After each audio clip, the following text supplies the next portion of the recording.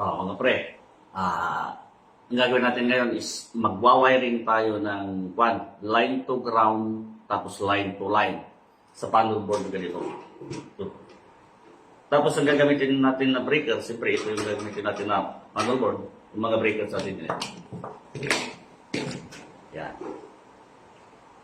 Hindi gaya ng mga naunang ginamit natin noon, yung mga circuit breaker na puti, yung MCB.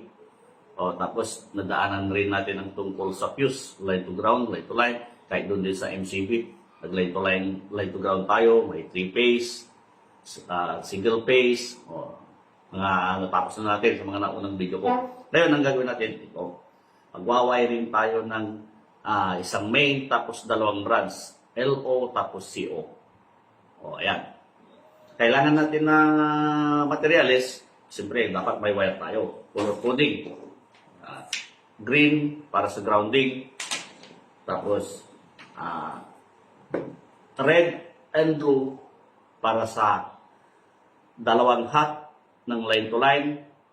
O kaya, red para sa hot, tapos blue para sa neutral ng line to ground or line to neutral. Ang iwa-wiring natin, ang source natin ay single phase. Sa mga susunod na video ko na tungkol sa ito, hindi na ako dadaan sa 3-phase. Kasi ang pag-wiring ng 3-phase, pare-parehas lang. Pag naintindihan nyo yung mga naunang video ko, pare-parehas lang ang daan ng wire doon sa breaker. Yung 3-phase, di ba, line A, B, C, hindi pwedeng magsama yon unless na may resistor. Ang tinatawag na resistor, yung mga appliances, kagaya ng electric fan, aircon, yung mga ilaw natin, sila yung resistor. Kumbaga,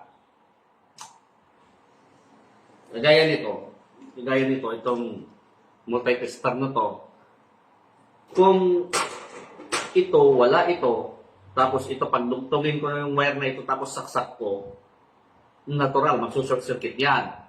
Ngayon, dahil may resistor, itong multi-tester, pag sinaksak ko, pumapalo. Ganyan yan. Hindi pwedeng yung line A, line B, tapos pinagdugtong mo, walang resistor, walang magre-resist ng flow ng current, ang bagsak mo, short circuit. Pare-parehas lang. Pag naintindihan nyo yung mga naunang video ko, pare-parehas lang ang pag-wiring pagdating sa breaker. Ito, 2-pole siya. Ang 2-pole, parang ganito lang yun. Diba, na-discuss ko na rin yan na ito, magkahiwalay yan, pinagdikit lang, pero yung nasa loob, walang kinalaman sa isa't isa, parang ganito siya. Yan, pinagdikit na ganyan. Diba? Tawag dito, pag ite-tester mo, diba, nasabi ko na noon, yan. Pag-example na ako ng ganito Pag tinester mo yan, walang kinalaman. Hindi yan pumapalo, di ba? Maliban doon sa kalinya niya. Yan, papalo yan. Yung tester. Ano ba? Ay! Sorry. Plug-in pala. Yan yun, pumapalo yung tester ayan di ba? Pero pag dito hindi. Kasi wala silang kinalaman sa isa't isa. Ganon din dito. Pag ito,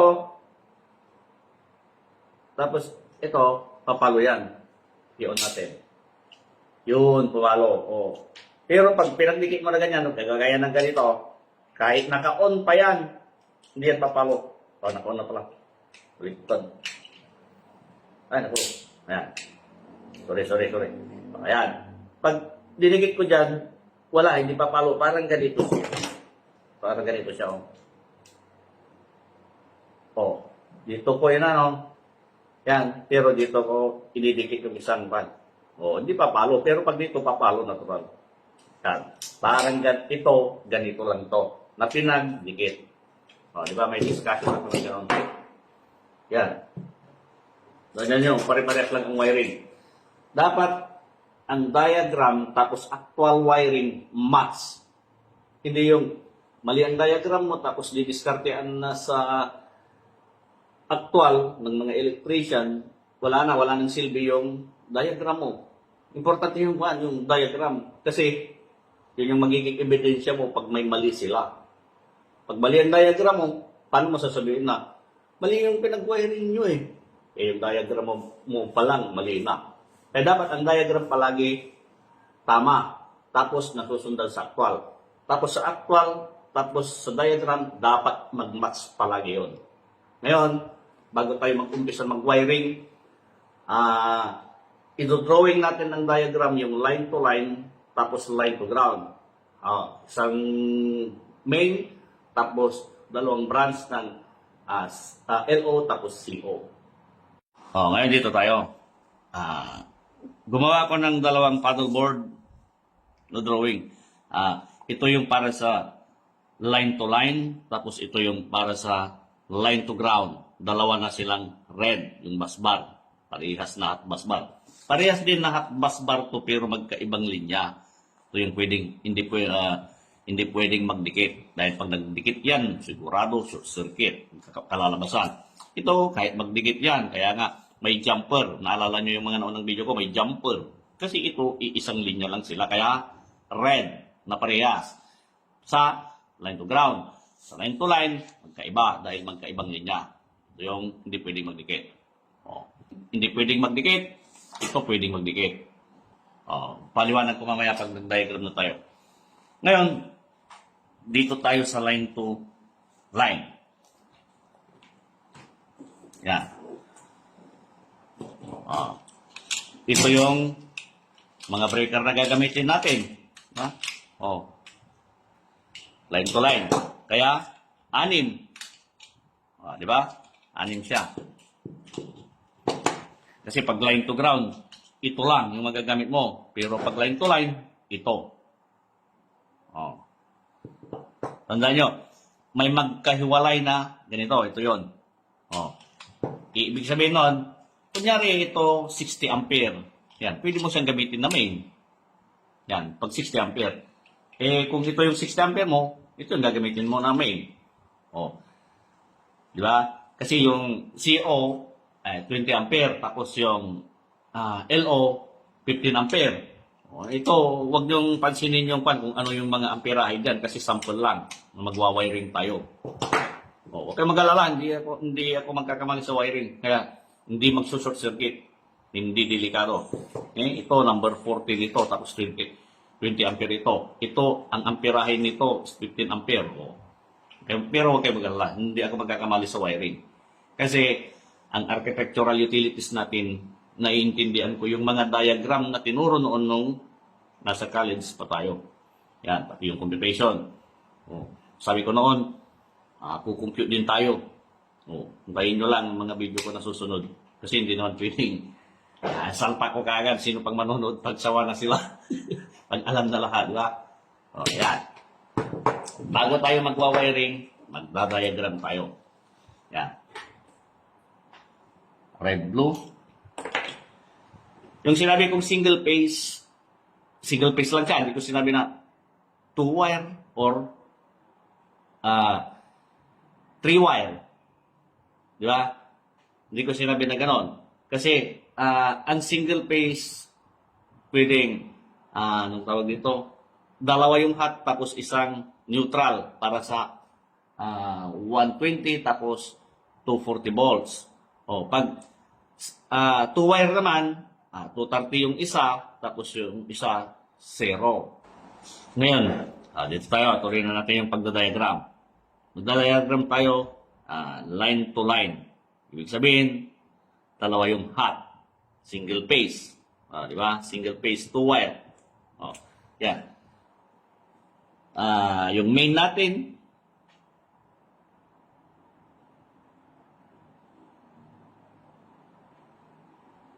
yan.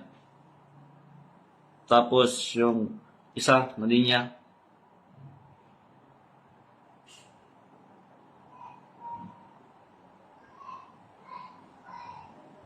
Yun. Yung breaker na to, pwedeng ito siya. Yan. 1, 2. 1, 2. Yan. O, diba? Isang butas. Ito yun.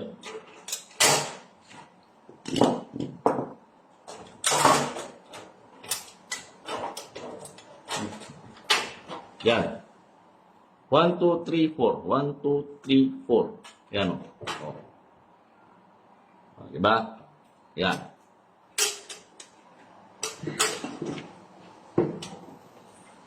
Yung red sa taas, ito yun. Tapos yung blue, ito yun. Yan. O. Yung ito, tapos ito, mali. Ito yun. Tapos, ito rin yung isa. Yan. Yung parang blade na yan. Tapos ito yung red, ito yung blue. Red, blue. Yun yung atestar natin. Natural pag itetester mo na ganyan, hindi papalo. Kasi hindi close yun. Hindi close circuit. Hala? Kaya pag ganito ko rin siya, hindi siya papalo. Ano? O. Diba? Pero sa sariling body, ito, red, tapos ito, na busbar, kung saan nakadikit yung breaker, papalo yan. Natural, papalo yan. Para ganito, oh. Ito yung red, tapos ito yung body niya, yun. Pumalo yung tester. O, pero pagdating dito, hindi siya papalo. Maliban sa kung ito yung blue, ito yung body niya, papalo yan. O, para ganito lang yan, o. Sa red, tapos itong busbar na to, papalo. Pero pag doon, hindi. Pero pag nilipat ko ito sa blue, dahil ito yung body ng blue, papalo yan. Para ganito. Ulitin ko. Red, sa body niya, papalo. Sa blue, hindi. O, ngayon, ilipat ko to, doon tayo sa blue, ito yung blue. O, yan, pumalo. Yan, parehas, di ba? O, yung mga gumagawa ng schematic diagram dyan. O, para maintindihan nyo, kasi may mga gumagawa, mali eh. Yan. Ngayon, yung branch niya. Branch na tayo. Ito yung breaker na branch sa taas, tapos connect doon para suporta niya. O. Tapos yung isang breaker pa na nasa isang butas, ito rin yun. Yan. Main, tapos kunyari ito yung LO, tapos dito tayo sa CO. O. Yan yun. Kumbaga, kunyari ito yung main mo, yan, tapos ito yung branch na LO. O, tapos yung CO natin, CO, ito yun. Kunwari, ito yun. O, drawing natin yung CO natin. Sa red, yung nasa taas. Yun. Tapos, yung nasa baba, nakakonekta sa blue. O. Yan na yun. Line to line. O. Single phase, two wire. Ngayon, kunwari, may ground siya. May ground wire. Yan. Ito yung single phase, two wire. Ngayon, punta tayo sa single phase, three wire. Kunwari, ito na yung ground. Gamitin ko yung green. Yan. Wala tayong nung tawag ito, busbar para sa ground or sa neutral. Yan. O, ito yung pupunta sa ground. Ito yung kung sakaling 3-wire. Single phase 3-wire. Kaya ito naman, pag wala to, single phase 2-wire. O. Pag 3-wire siya, ito yung 120, 120, tapos 0. O, pag ito yung pagkailangan mo ng 240. O, tapos, kunyari, kailangan mo ng 120, kuha ka dun. Yan. O. O, ito yung para sa splicing. O, kunwari, kailangan mo ng 120, yun, doon ka. tapos connect sa splice. O, tapos ito yung pares naman ng para sa 240. O, di ba? O. Ito yung schematic diagram ng paddle board natin. Na isang main tapos dalawang branch ng LO tapos CO. LO, CO, dalawang branch. Okay. Pag wala yan, line to line, single phase line to line, 2 wire.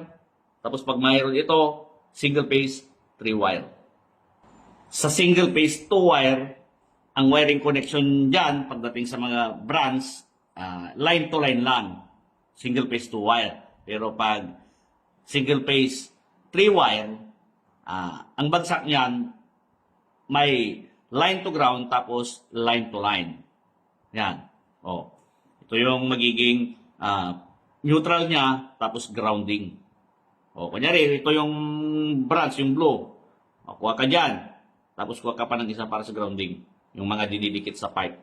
Pero yung isa, parang magiging tatlo to eh. Parang ganyan to.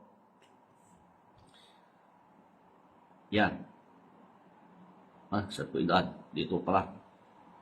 Yan, splice yan. Tapos yung isang wire, ito yung dumidikit sa mga metal pipes, metal box, para magiging return, para mag-trip yung breaker. Pero yung isang pares na green na pinaris sa blue, ang kwan nun ay para doon sa circuito, isang circuit. O, diba? O, ngayon naman, dito tayo sa line to ground. O, red, red. O, bakit naging red, red? Tapos doon sa line to line natin red, blue. O, ito yun. Paliwanag. Yung main natin, yung breaker. Yan. Didikit dyan. O. Line 1 na iisang source. Tapos, line 2, magja-jumper siya. Yan. Line 2. Oh, diba? Line 1, line 2. Pero, iisang pinanggalingan na linya. Kaya, giging red na dalawa. O, yan na yun. Yan. Tapos, yung neutral mo, ganito yan. Siya yung didikit mo dun sa metal na ito. Kinakaskasan mo muna. Ito, kinakaskasan muna yung bago i-screw dyan, yung wire na ito. Para sa grounding. Yan. Ito. Yan. Ground. Yan. Ganito yan. Kasi ito, may pintura. Pag ganyan, may continuity. Yan, may continuity. Pag ganito, wala. Kaya kinakaskasan para magkaroon ng continuity. O, tingin ako ng nakaskasan. Try ko to. Ito hindi ko alam kung nakaskasan. O yun, pumalo. Kasi metal ito. Pero pagdating dito, hindi papalo. O, tandaan nyo. Kunyari, ito yung ground mo. Tapos nag-branch ka na. Connect mo ito sa metal pipe, tapos doon sa ground, pag hindi pumalo, dahil hindi ka kunwari nagkaskas doon, useless yung grounding mo. In case na may problema, hindi mag-trip yung breaker, live yun. Pag nawakan mo, kuryente ka. O, ito yung example nun. Kaya dapat kinakaskasan mo. Pag may pintura, hindi yan papalo. Yan, hindi papalo, di ba? May mga example na ako sa mga naon video ko. Pero pag dito, tapos dito, dahil na-screw yan naalis na ng pintura, di ba? O, pag dinikit ko dito yung isang kamay, yun, pumapalo, di ba? May continuity. O, kaya dapat, sabi ko nga doon sa mga naunang video ko, pag may grounding ka, dapat lahat metal. Iwasan mo ang PVC pipe. Kasi, hindi good conductor of electricity yun. Pag may, kunwari, anong tawag dito, nadikit yung hot wire doon sa, kunwari doon sa conduit pipe, tapos plastic siya. Live yun. Pag may basa doon, pwede kang makuryente. O, di ba? Kung kunyari basa yung pipe, o di live yung tubig doon, live yung nadikitan niyang tubig, hindi maka-return sa ground, kaya hindi mag-trip yung breaker. Ngayon, nahawakan mo yung basa na yun. Wala kang sinelas. Nakaapak ka sa ground, nakaapak ka sa semento. Yun, kurente ka doon. Oh. Importante ang kunyari may naputol na wire tapos nadikit sa conduit pipe or kaya yung mga electrical box, dapat metal yun para mag-return sa ground. Dito ba siya mag-return? Dito. Yan. Kaya dapat yung mga conduit pipes mo, yung mga electrical box mo, pag kinapa mo yung isa, kunyari electrical box, tapos yung conduit pipe, dapat pumapalo ito. Tapos conduit pipe, tapos panel board, dapat pumapalo. Kahit din dun sa ground, panel board, tapos ground, dapat pumapalo yung multitester mo sa continuity.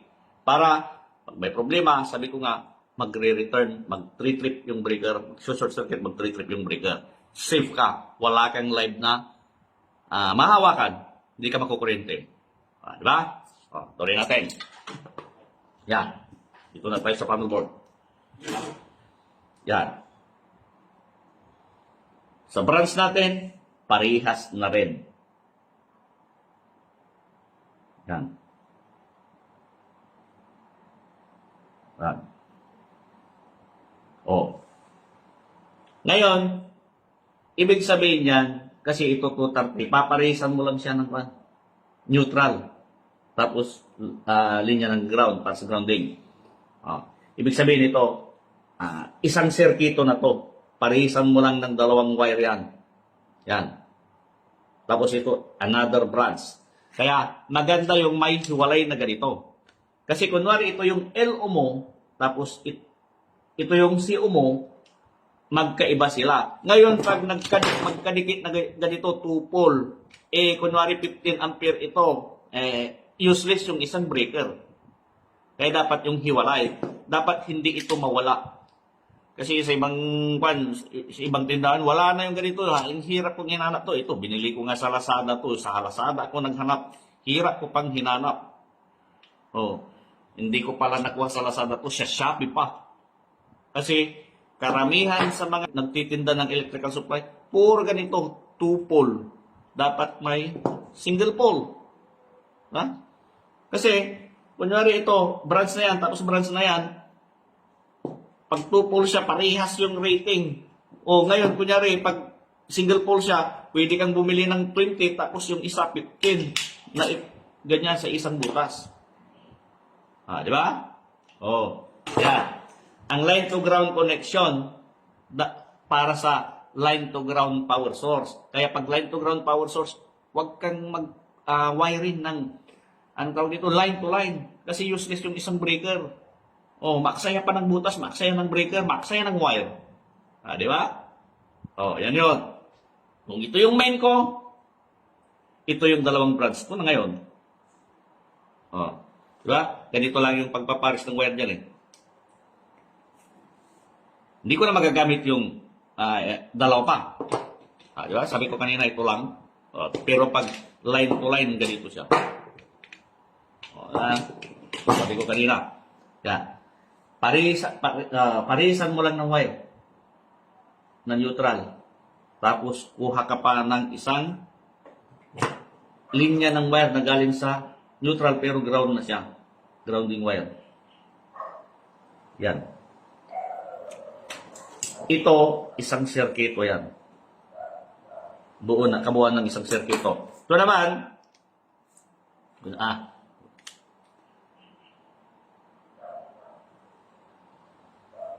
yan.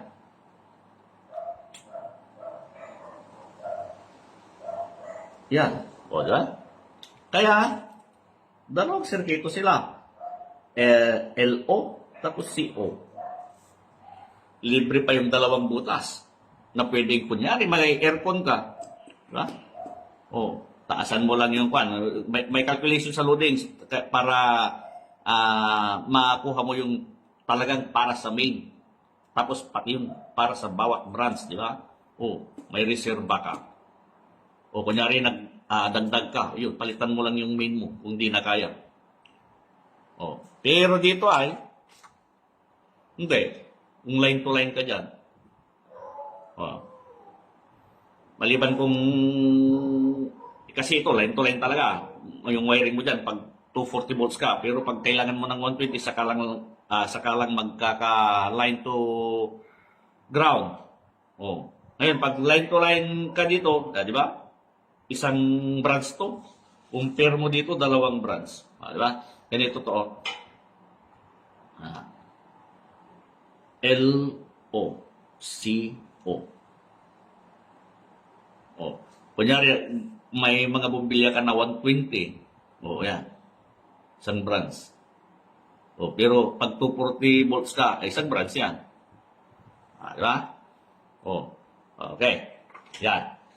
Ngayon, iwawiring natin sa actual ito. Yan. Sundan nyo yung mga susunod na video ko. Iwawiring natin sa actual ito. Ipapatama natin itong diagram na ito doon sa actual. Okay.